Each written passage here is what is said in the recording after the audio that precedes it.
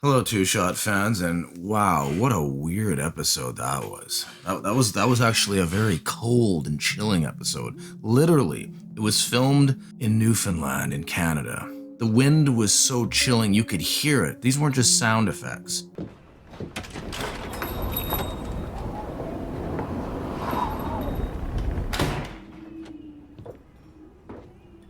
Anyway, I'm gonna jump ahead actually more to the end because everyone else always starts in the beginning, so let's just be different. Mine!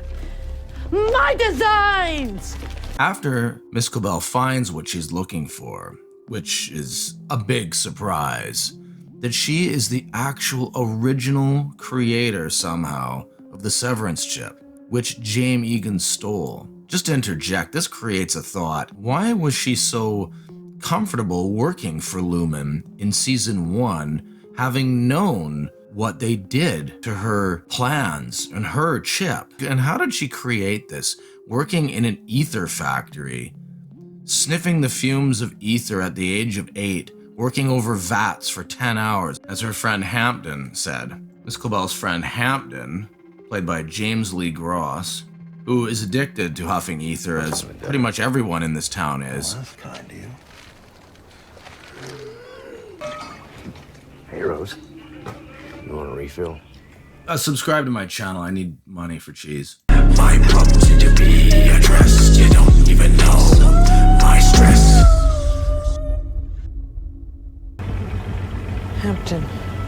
I'll see you around. Harmony needs to escape fast as a vehicle is coming, probably Drummond. As she takes the call from Devon, who's clearly calling from the last episode, which was criticized by a lot of fans. They thought this seems like a big mistake and a flaw in her character. Why is Cobell here? What?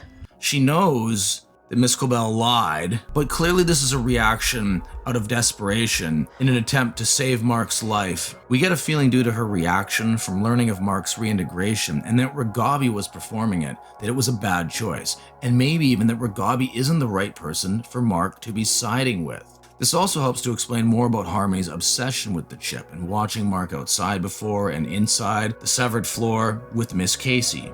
We meet Miss Cobell's Aunt Sissy, played by Jane Alexander.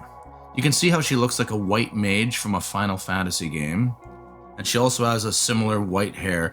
Some people thought this was an older sister of Miss Cobell, but no, this is her auntie. The episode called Sweet Vitriol, which I honestly thought had something to do with a vagina when I first heard the title, actually means the sweet oil of vitriol, known as diethyl ether, can be synthesized from sulfuric acid and ethanol. What is ether like? Ether was used in the 1600s. People engaged in frolic parties. Now you see the connection. They even had frolic waffle parties. I'm assuming everyone got high on ether and then just started eating a bunch of waffles. Look at the name of this cafe. It's called the Drippy Pot Cafe. I believe this is in reference to dripping the ether into a rag before using it.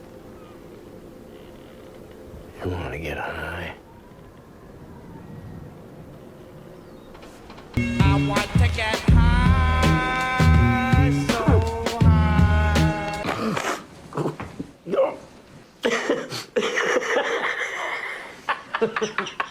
During these frolics, guests were encouraged to inhale therapeutic amounts of diethyl ether or nitrous oxide. People would often experience minor injuries but appear to show no reaction to the injury, nor memory that it had happened, demonstrating ether's anesthetic effects. Oh, I haven't done that since I was 8. 8 years old, huffing ether, wow. After huffing the ether, Hampton says to Harmony, You ready to man the vat for 10 hours? you may remember ether being used in this classic Terry Gilliam movie. Yeah.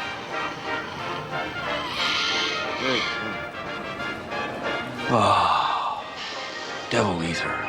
Once inside Miss Cobell's old room, we see a shrine, similar to the one she had in season 1, the one she destroyed. On the shrine here are some tarot cards, a tapestry with a couple kids riding a friendly goat, 4 action figures representing the 4 tempers. The ether mill here is just like what we see in Bert's paintings from O&D in season 1. It's a child labor place, kind of like the North Pole. It's very cold here, also like the North Pole. Let's look at some comments. Note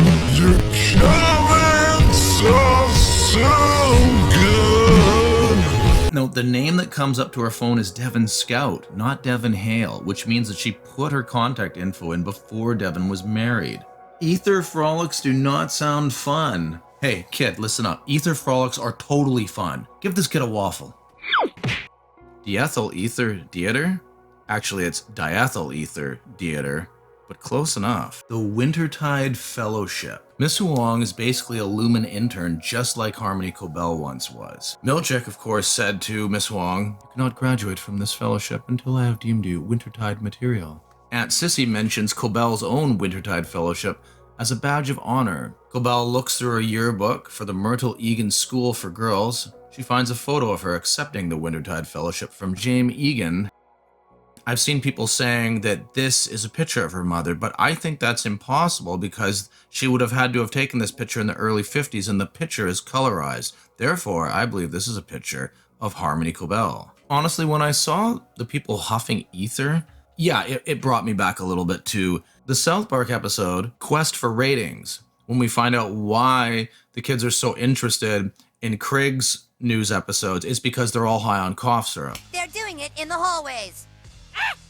As Miss Cobell looks through her old yearbook, we see pictures of her old field hockey team, and written above it is, "Go Fighting Kids." You know, this episode was a little short. Well, only about 3 minutes shorter than the finale of season 1 and also episode 6. There was one criticism I thought I heard about dedicating an entire episode to this. Like maybe we could have had a little back and forth from this episode to what's going on with the normal characters from the story. It could have moved it a little forward, but I guess they didn't have that much material they needed. And I'm sitting there watching the beginning. I love the scenery, but I also go, I wish we could move a little forward. Like, okay, cut. Now we're knocking on a door. Let's go. Right? Because we're getting in a hurry here. Other than that, though, the episode revealed some great things. The acting was really good. I like the characters, the whole idea about the Lumen Factory. Like, I didn't see any of this coming into play, at least this soon. Like, maybe down the road in season 3 or something like that. It just seemed to go a little off course from where we are. And the idea of having 2 episodes that branch off, and they're both really good episodes. I did enjoy the last one more, honestly. That was a great episode. This was a very good episode. I just wish it had a little more, maybe